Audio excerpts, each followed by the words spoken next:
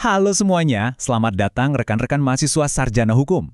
Wah, senang sekali rasanya bisa membersamai teman-teman semua hari ini.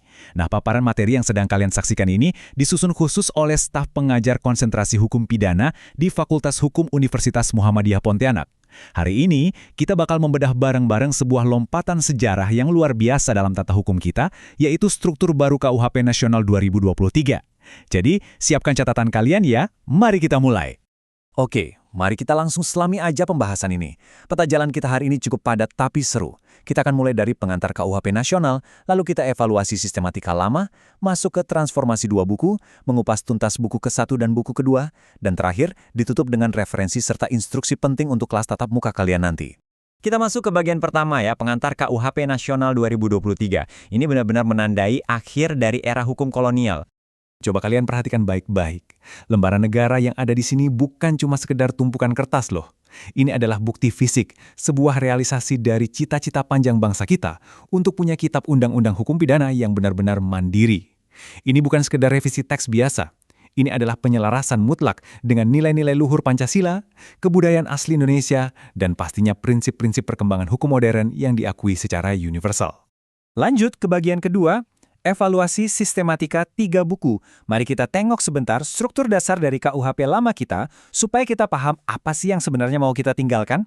Nah, kalian bisa lihat perbedaan visualnya yang sangat mencolok di sini. Di KUHP lama yang warisan Belanda itu, atau yang biasa kita kenal dengan sebutan WVS, sistematikanya dipecah ke dalam 3 buku. Buku ke-1 tentang aturan umum, buku kedua tentang kejahatan, dan buku ketiga tentang pelanggaran. Rumit kan? Nah, di KUHP nasional kita yang baru, sistem pemisahan yang kaku ini dibongkar total. Sekarang kita cuma punya 2 buku saja. Buku ke-1 untuk aturan umum, dan buku kedua memuat tindak pidana. Sekarang kita masuk ke bagian ketiga, transformasi menjadi 2 buku. Pertanyaannya, kenapa sih harus disederhanakan secara besar-besaran seperti ini?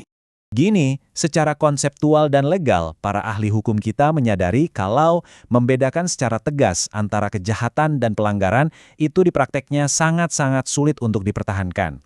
Ujung-ujungnya, batasan keduanya jadi kabur. Kenapa? Ya karena pada hakikatnya, baik kejahatan maupun pelanggaran, dua-duanya bermuara pada satu hal yang sama. Sebuah perbuatan yang dilarang oleh hukum dan ada sanksi pidananya buat yang melanggar. Makanya, KUHP baru kita melebur keduanya ke dalam satu payung istilah yang jauh lebih terpadu, yaitu tindak pidana. Oke, sekarang masuk ke bagian keempat. Mari kita kupas tuntas buku ke-1 tentang aturan umum yang jadi fondasinya. Nah, yang benar-benar menarik dari bagian ini adalah bagaimana buku ke-1 itu mengkodifikasi ajaran-ajaran pokok hukum pidana kita. Coba perhatikan elemen-elemennya. Di sini nih letak perluasan asas legalitas yang sekarang secara resmi mengakui hukum yang hidup di masyarakat atau living law. Di sini juga diatur syarat pertanggungjawaban pidana yang secara tegas menuntut adanya unsur kesalahan. Terus, sistem pemidanaan kita juga nggak melulu berorientasi pada penjara lagi, tapi sudah diperkaya dengan pidana kerja sosial dan pidana pengawasan. Dan yang paling penting untuk kalian ingat, aturan-aturan umum di sini berfungsi sebagai fondasi induk, nggak cuma buat KUHP, tapi buat seluruh undang-undang pidana di Republik kita ini. Untuk lebih memahami seberapa kuat daya ikat buku ke-1 ini, mari kita kaji pandangan dari pakar hukum ternama kita, Prof. Andi Hamzah. Beliau menyoroti bahwa undang-undang di luar KUHP atau tindak pidana khusus itu, ya memang sah-sah saja kalau mau menyimpang dari buku ke-1. Tapi ingat, kalau nggak ada aturan khusus yang mengatur penyimpangan itu, maka secara otomatis undang-undang khusus tersebut harus kembali dan tunduk pada asas-asas standar yang ada di buku ke-1 KUHP. Inilah esensi langsung dari penerapan asas lex specialis derogat legis generali di lapangan. Pandangan tadi juga sangat sejalan dengan apa yang disampaikan oleh tokoh-tokoh besar hukum kita, mendiang Prof. Sudarto dan Prof. Moel Jatno. Beliau berdua menegaskan bahwa aturan umum di buku ke-1 ini ibaratnya adalah sebuah batu penguji. Maksudnya gimana?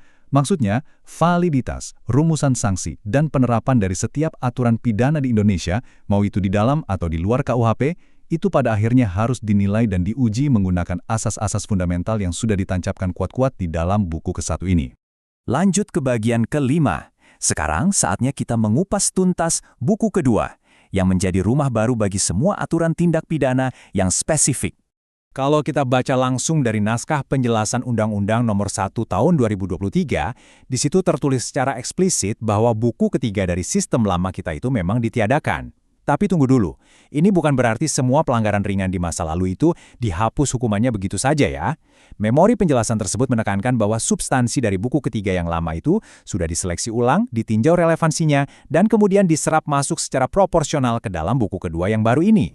Supaya lebih kebayang, coba perhatikan tabel ini. Bagaimana sih konsolidasi ini bekerja di prakteknya? Jadi, tindak pidana yang serius, kayak pencurian atau pembunuhan yang dulunya murni masuk kategori kejahatan, sekarang itu bisa duduk berdampingan di bawah satu payung dengan pelanggaran-pelanggaran ringan warisan buku ketiga, seperti masalah ketertiban umum. Semuanya dikodifikasi rapi di dalam bab-bab yang terstruktur pada buku kedua. Jadi, navigasinya jauh lebih mudah dan logis untuk para penegak hukum, dan tentunya buat kita para akademisi. Nah, kita sudah sampai di bagian ke-6 nih, referensi dan instruksi kelas. Perhatikan baik-baik ya. Sebagai literatur wajib dari materi yang kita bahas hari ini, kalian diwajibkan untuk membaca dan menelusuri karya-karya berikut. Asas-asas hukum pidana dari Muljatno, delik-delik tertentu di dalam KUHP karya Andi Hamzah, restrukturisasi sistem hukum pidana dari Bardan Nawawi Arif, serta buku hukum pidana dari Imron Rosyadi. Percaya deh, buku-buku esensial ini bakal ngasih kalian kedalaman literasi yang sangat kuat buat memahami teori-teori baru yang tadi kita diskusikan. Sekarang, saya butuh perhatian penuh dari teman-teman semua. Video paparan materi akademik ini dirancang secara khusus sebagai prasyarat wajib. Artinya, ini adalah bahan pengajaran yang wajib ditonton dan dipahami oleh seluruh mahasiswa sebelum dosen pengampuh masuk ke ruang kelas Fakultas Hukum Universitas Muhammadiyah Pontianak. Jadi, pastikan kalian hadir di kelas nanti sudah dalam keadaan siap dengan membawa catatan dan fondasi yang kuat dari materi yang baru saja kita bedah bersama. Dan ini dengan brilian mengilustrasikan tantangan nyata di lapangan kelak. Sebelum kita tutup, saya mau meninggalkan kalian dengan satu pertanyaan yang cukup berbobot nih buat memantik daya kritis kalian. Dengan dileburnya batas antara kejahatan dan pelanggaran ke dalam satu wadah besar tindak pidana, menurut analisis kalian, bagaimana hal ini akan mengubah cara jaksa penuntut umum menggunakan diskresinya? Dan bagaimana nantinya hakim menyusun pedoman pemidanaan di ruang sidang? Coba kalian renungkan pertanyaan ini, kembangkan argumen tajam kalian, dan mari kita debatkan hal ini habis-habisan di kelas nanti. Terima kasih banyak atas antusiasmenya hari ini, dan selamat belajar!